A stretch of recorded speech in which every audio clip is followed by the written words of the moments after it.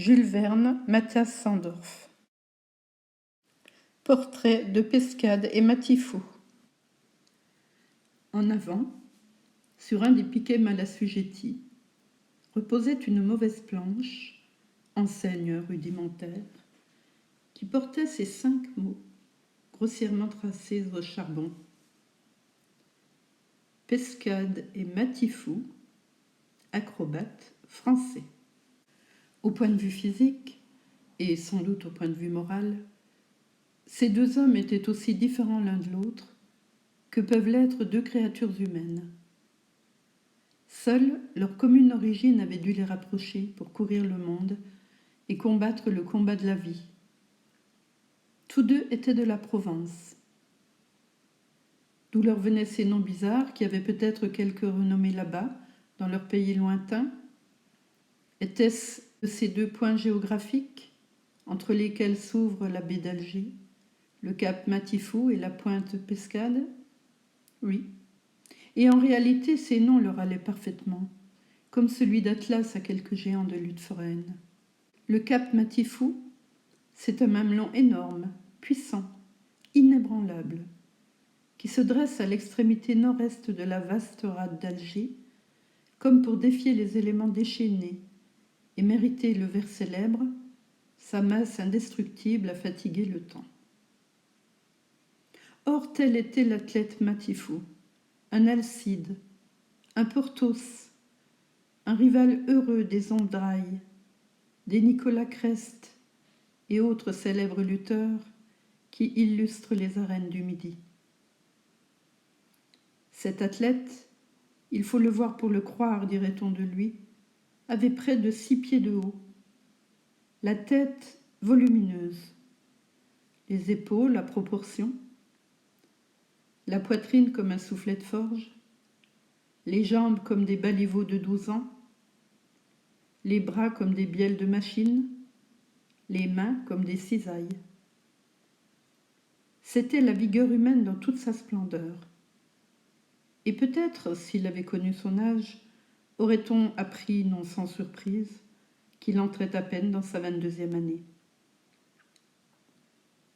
Chez cet être d'intelligence médiocre, sans doute, le cœur était bon, le caractère simple et doux. Il n'avait ni haine ni colère. Il n'aurait fait de mal à personne. À peine osait-il serrer la main qu'on lui tendait, tant il craignait de l'écraser dans la sienne. Au fond de sa nature si puissante, rien du tigre dont il avait la force. Aussi, sur un mot, sur un geste de son compagnon, obéissait-il comme si quelque caprice du Créateur en eût fait l'énorme fils de ce gringalet.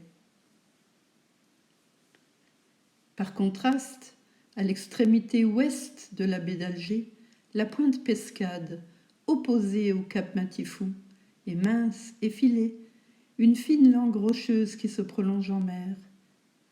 De là le nom de Pescade donné à ce garçon de 20 ans, petit, fluet, maigre, ne pesant pas en livres le quart de ce que l'autre pesait en kilos, mais souple, agile de corps, intelligent d'esprit, d'une humeur inaltérable dans la bonne comme dans la mauvaise fortune, philosophe à sa façon, inventif et pratique, un vrai singe mais sans méchanceté, et indissolublement lié par le sort au bon gros pachyderme qu'il conduisait à travers tous les hasards d'une vie de saltimbanque. Tous 2 étaient acrobates de leur métier et couraient les foires. Matifou, ou Cap Matifou, on le nommait ainsi, luttait dans les arènes, faisait tous les exercices de force, pliait des barres de fer sur son cubitus, enlevait à bras tendus les plus lourds de la société, jonglait avec son jeune compagnon, comme il eût fait d'une bille de billard. Pescade, ou pointe Pescade, comme on l'appelait communément, paradait, chantait, bouffonnait, amusait le public par ses saillies de pitre jamais à court, et l'étonnait par ses tours d'équilibriste dont il se tirait adroitement, quand il ne l'émerveillait pas par ses tours de cartes, dans lesquels il en eût remontré, aux plus habiles prestidigitateurs, se chargeant de gagner les plus malins, à n'importe quel jeu de calcul ou de hasard. J'ai passé mon baccalauréat, répétait-il volontiers. Mais pourquoi, me direz-vous? Une locution familière de Pointe-Pescade. Pourquoi ce jour-là, sur le quai de Gravosa, ces deux pauvres diables se voyaient-ils abandonnés des spectateurs au profit des autres baraques?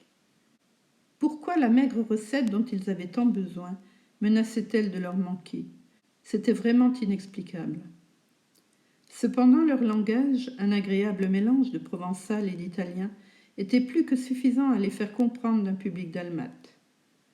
Depuis leur départ du pays provençal, sans parents qu'ils ne s'étaient jamais connus, véritables produits d'une génération spontanée, ils étaient parvenus à se tirer d'affaire, recherchant les marchés et les foires, vivant plutôt mal que bien, mais vivant, et s'ils ne déjeunaient pas tous les jours, soupant à peu près tous les soirs, ce qui suffisait, car ainsi que le répétait Pointe-Pescade, il ne faut pas demander l'impossible.